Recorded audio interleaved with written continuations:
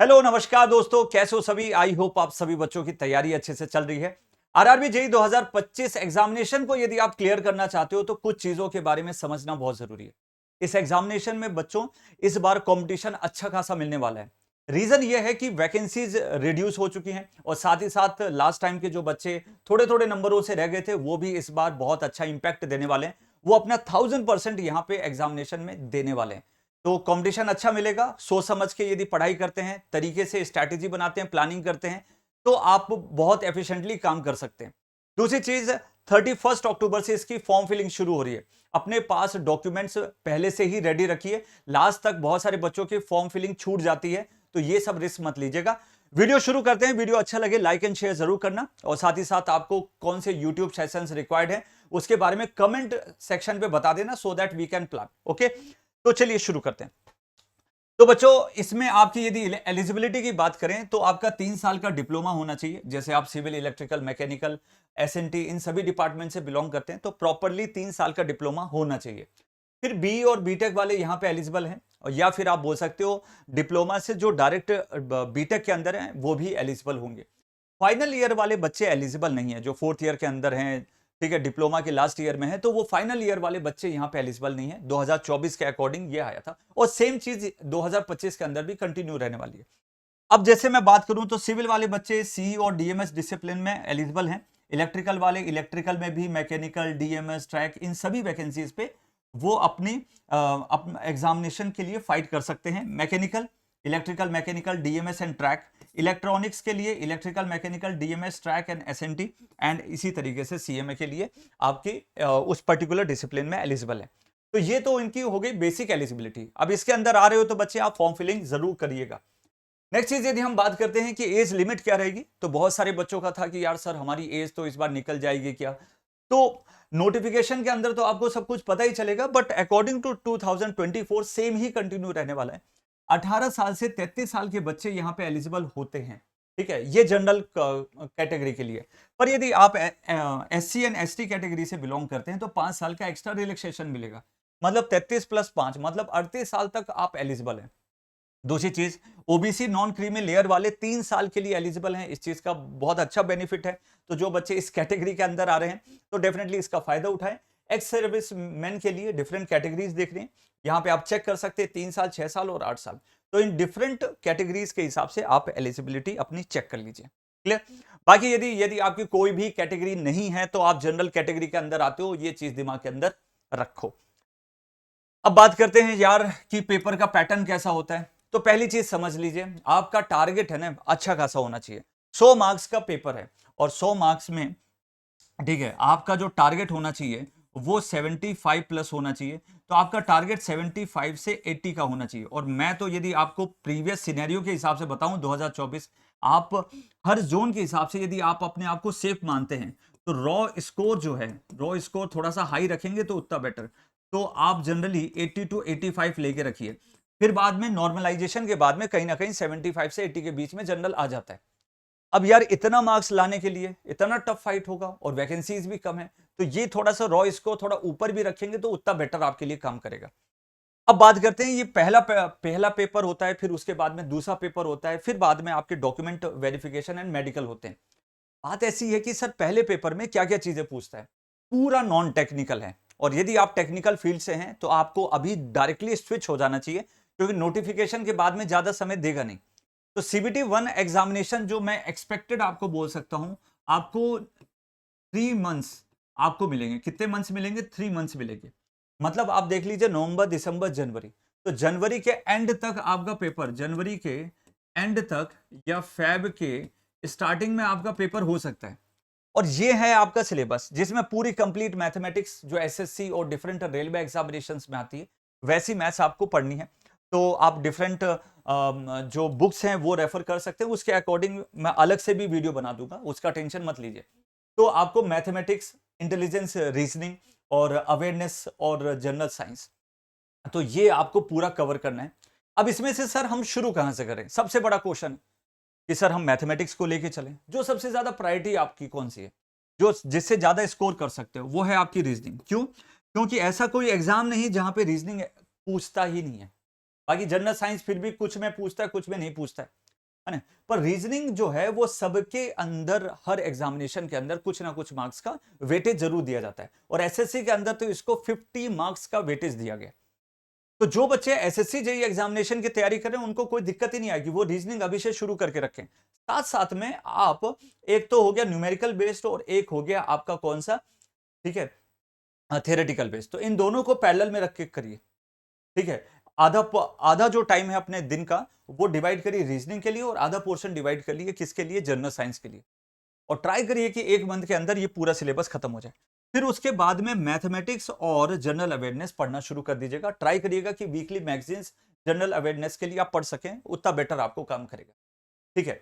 तो ये पूरा क्राइटेरिया है। अब इसमें आपका कौन सा बेटर सब्जेक्ट है उस पर ज्यादा स्कोर मोस्टली बच्चों का होता है, पर फिर भी इन जनरली 90% बच्चों का रीजनिंग में और मैथमेटिक्स में अच्छा स्कोर कर पाते हैं, क्योंकि ये बहुत हैबिचुअल है, और एज अ इंजीनियरिंग हमारी मैथ्स अच्छी होनी चाहिए, ये हमेशा से माना जाता है।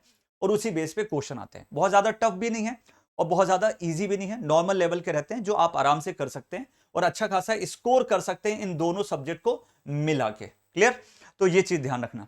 अवेयरनेस के अंदर बहुत ज्यादा मार्क्स अचीव नहीं हो पाते बच्चों को, क्योंकि जो पोर्शन है वो बहुत वाइड वैरायटी का है, तो इस चीज का जरूर ध्यान रखें।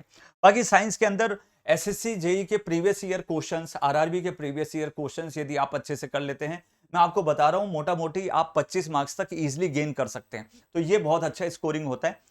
चाहे पुराने किसी भी बच्चे का इंटरव्यू देखेंगे वहां से भी आपको आइडिया लग जाएगा। तो आपका टारगेट सेट होना चाहिए 80 टू 85 रॉ मार्क्स, ठीक है। जब इस पेपर को आप अच्छे से दे लेते हैं तो कई टीचर्स बताते हैं कि दिस इज ओनली फॉर, ठीक है, क्वालिफाइंग। नहीं भाई, ये बहुत बेवकूफी चीज बताई जाती है। क्वालिफाइंग के लिए केवल नहीं होता है, क्वालिफाइंग के साथ में आपको डिफरेंट जो डिपार्टमेंट्स है उसके लिए भी एलिजिबल होना है।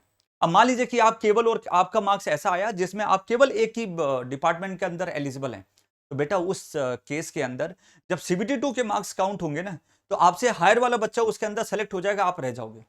तो आपको मल्टीपल जो डिपार्टमेंट्स है वहां पे एलिजिबल होना आपको जरूरी है। तो इस चीज का दिमाग के अंदर जरूर ध्यान रखिएगा, ठीक है। जब आपके मार्क्स अच्छे आ जाते हैं, सीबीटी 2 की तरफ जाते हैं, तो टोटल जो क्वेश्चन होते हैं 150 क्वेश्चन, 150 मार्क्स के लिए, हर एक क्वेश्चन पे 1 मार्क्स मिलेगा और नेगेटिव मार्किंग -1/3। 2 घंटे का पेपर होगा। अब इस 2 घंटे के पेपर के अंदर क्या क्या चीजें आने वाली हैं? पहली चीज जनरल अवेयरनेस, वही जो सीबीटी 1 के अंदर आया था। फिजिक्स, केमिस्ट्री, बायो को हटा दिया है, तो जो भी जनरल साइंस पढ़ रहे थे उसमें बायो को एलिमिनेट कर देना वहां पे। कंप्यूटर एप्लीकेशन, बहुत ही घिसे पीटे रटे रटाए क्वेश्चंस आते हैं, शॉर्टकट कीज क्या होती हैं, कौन कैसे ऑपरेट करता है। तो यदि मेरे लेक्चर अच्छे से फॉलो करिए, 10-12 लेक्चर्स मैंने बना के रखे हैं अपने पेड बैचेस के अंदर, उससे ज्यादा आपको जरूरत नहीं होती है। क्वेश्चंस वगैरह करवा दी हैं, मोर एंड ओवर पूरा कंप्लीट हो जाता है, ठीक है। नेक्स्ट चीज यदि बात करें, इन्वायरमेंट एंड पॉल्यूशन, रटा रटाए पार्ट है, वही सेम घिसी पिटी चीज जैसे इसके अंदर आती है, कंप्यूटर एप्लीकेशंस के अंदर आती है, वही इसके अंदर।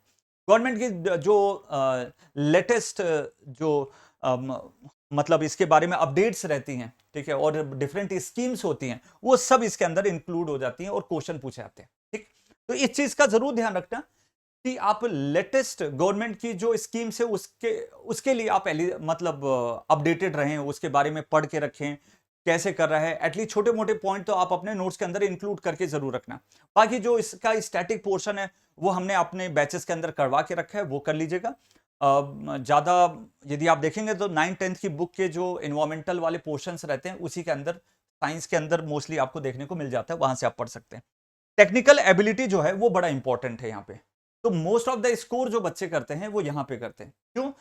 इसका जो आपको टारगेट लेके चलना है, आपका टारगेट जो होना चाहिए वो होना चाहिए बेटा 110 प्लस, ठीक है। रॉ स्कोर आपको 110 प्लस आपको मान के चलना है, 110, 115, 120, जितना ज्यादा उतना बेटर, ठीक है। तो वो कहां से अचीव कर सकते हो? वो टेक्निकल पोर्शन से अचीव कर सकते हो, ठीक है। सर टेक्निकल के अंदर आता क्या है? टेक्निकल के अंदर ये सिलेबस रहता है, नेटवर्क एनालिसिस, वही एसएससी जेई वाला सेम सिलेबस है। Power system, switchgear protection, electrical machine, measurement, utilisation, electronic devices और electronic and analogue power electronics, ठीक है। डिजिटल इलेक्ट्रॉनिक्स बहुत बेसिक है ना, वो भी बहुत कम आता है, कभी कई बार तो पूछता भी नहीं है। इलेक्ट्रोमैग्नेटिक थ्योरी जो मोस्टली नेटवर्क के अंदर कवर कर देते हैं हम लोग। Material estimation and costing and control system, छोटे मोटे इंटर रिलेट करके पॉइंट आते हैं।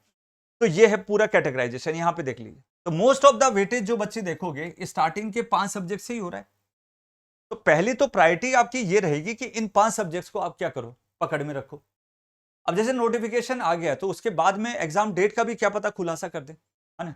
तो उसके बाद में आप क्या कर सकते हो, टेक्निकल और नॉन टेक्निकल का थोड़ा स्ट्रैटेजी चेंज कर सकते हो। अदरवाइज अभी तो जो बच्चे टेक्निकल पे पूरा पढ़ रहे थे इतने दिनों से, तो पहली प्रायोरिटी आपकी ये होनी चाहिए कि आप टेक्निकल सब्जेक्ट की बजाय आप नॉन टेक्निकल सब्जेक्ट को ज्यादा प्रायोरिटी पे रखें, अपनी प्रैक्टिस कर सकें।